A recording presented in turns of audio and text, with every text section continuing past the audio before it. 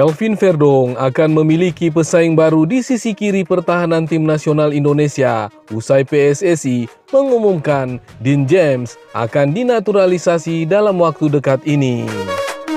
PSSI secara resmi mengumumkan 3 nama yang nantinya bakal menjalani proses naturalisasi demi bisa membela tim nasional Indonesia. 3 pemain itu bakal mengisi berbagai sektor di skuad Garuda, mulai dari pos penjaga gawang, gelandang tengah, termasuk bek kiri.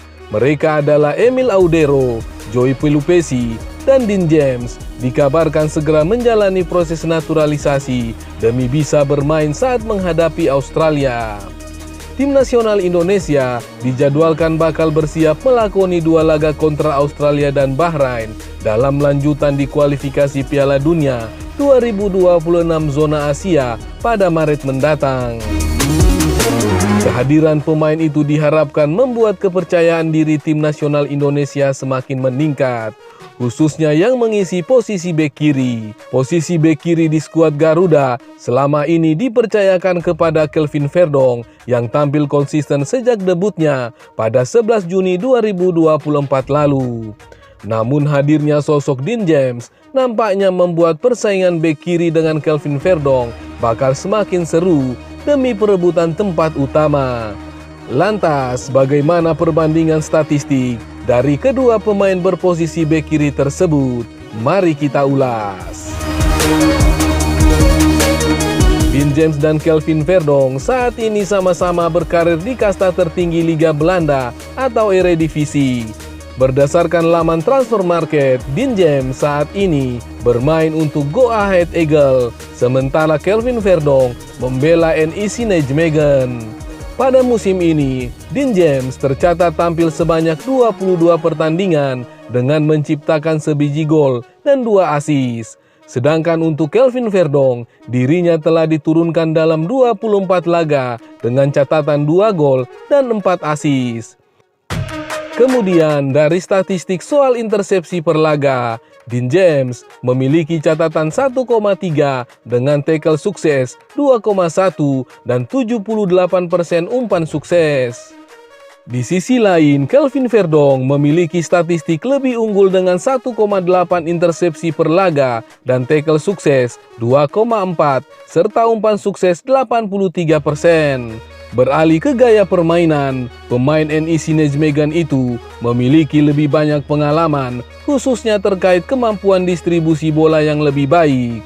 Kelvin Verdong bahkan kerap terlibat dalam membangun serangan dari lini belakang dan tidak jarang dia terlihat berada di sisi depan garis penyerangan, seperti yang terjadi dalam laga tim nasional Indonesia kontra Arab Saudi beberapa waktu lalu. Sedangkan untuk Dean James, dia dikenal sebagai bek kiri dengan kecepatan tajam dan memiliki stamina tinggi. Pemain Go Ahead Eagles tersebut sering membantu serangan dari sisi sayap, tetapi tetap disiplin dalam bertahan.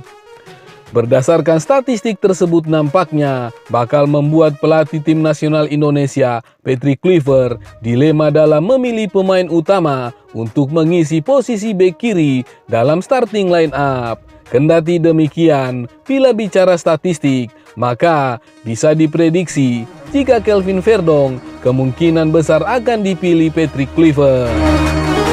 Sementara itu, menurut Erick Thohir, alasan PSSI memutuskan memproses Dean James agar menambah ketebalan di posisi bek sayap skuad Garuda.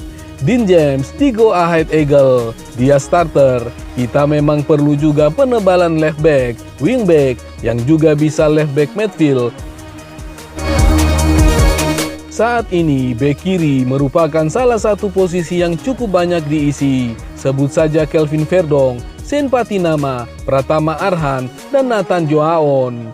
Selain itu, ada nama-nama yang belum lagi dipanggil ke tim nasional Indonesia, seperti Edo Febriansa dan Yakob Sayuri. Ada juga pemain muda yang mempunyai prospek jangka panjang dalam diri Doni Tripamungkas. Beberapa pemain yang bukan berposisi natural bek kiri pun bisa dipasang, seperti misalnya Kevin Dix hingga Justin Hubner. Meski demikian, salah satu pemain yang posisinya sangat terancam adalah bek Swansea City, Nathan Joaon. Pada musim ini, Nathan Joaon begitu kesulitan untuk mendapatkan menit bermain bersama Swansea City di Divisi 2 Liga Inggris atau Championship.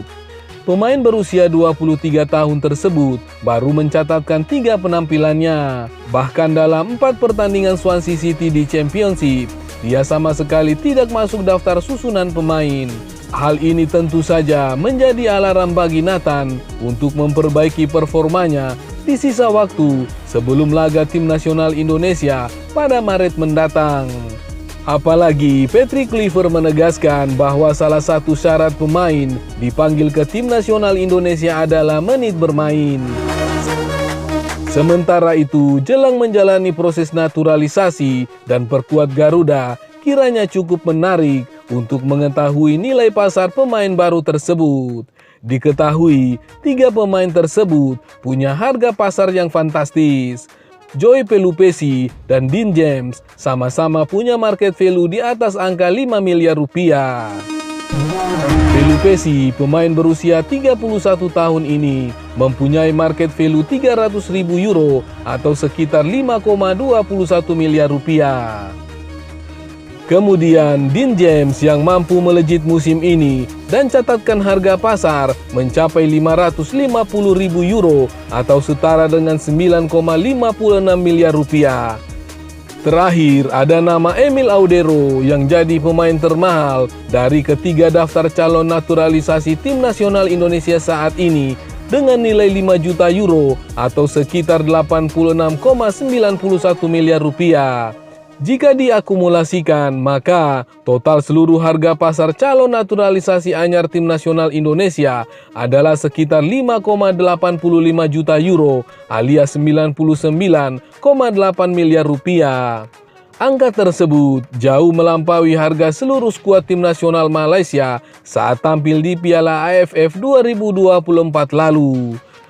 Masih dari transfer market disebutkan bahwa market value Harimau Malaya di ajang tersebut hanya sekitar 3,78 juta euro atau 65,6 miliar rupiah. Rendahnya harga pasar Malaysia di Piala AFF 2024 kemarin lantaran skuad Harimau Malaya tidak diperkuat sejumlah pemain top mereka. Tercatat nama-nama seperti Dion Coles, Arif Aiman, Matthew Davis, Faisal Halim, dan Sihan Hazni tidak masuk dalam skuad di Piala AFF 2024 lalu. Lantas, dengan harga fantastis dari pemain calon naturalisasi anyar tersebut, mampukah tim nasional Indonesia catatkan penampilan impresif di sisa kualifikasi Piala Dunia 2026 nanti? Menarik dinantikan. Diketahui PSSI dipastikan akan mempercepat proses naturalisasi 3 pemain keturunan, yakni Emil Audero, Dean James, dan Joey Pelupessy. Pasalnya, Ketua Umum PSSI Erick Thohir mau ketiga pemain tersebut bisa dimainkan saat tim nasional Indonesia melawan Australia dan Bahrain pada Maret 2025 mendatang. Minggu depan kita akan segera proses. Kita akan mengejar supaya bisa main di bulan Maret. Jadi, kalau Ole sudah bisa, tapi yang 3 ini akan kita push kertas-kertasnya semua, ungkap Erick Thohir. Bahkan Erick berencana bersua Komisi 10 DPR RI pada Senin malam. Itu dilakukan untuk memastikan proses naturalisasi Audero, James, dan Pelupessy bisa berjalan lancar dan rampung kilat. Dia yakin prosesnya tidak akan terkendala mengingat latar belakang para pemain sudah sangat jelas.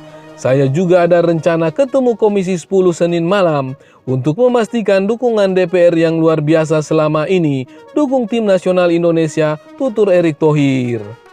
Dan semua tadi, Emil Audero Mulyadi, jelas ada darah Indonesia, lahir di Lombok, bapaknya orang Mataram.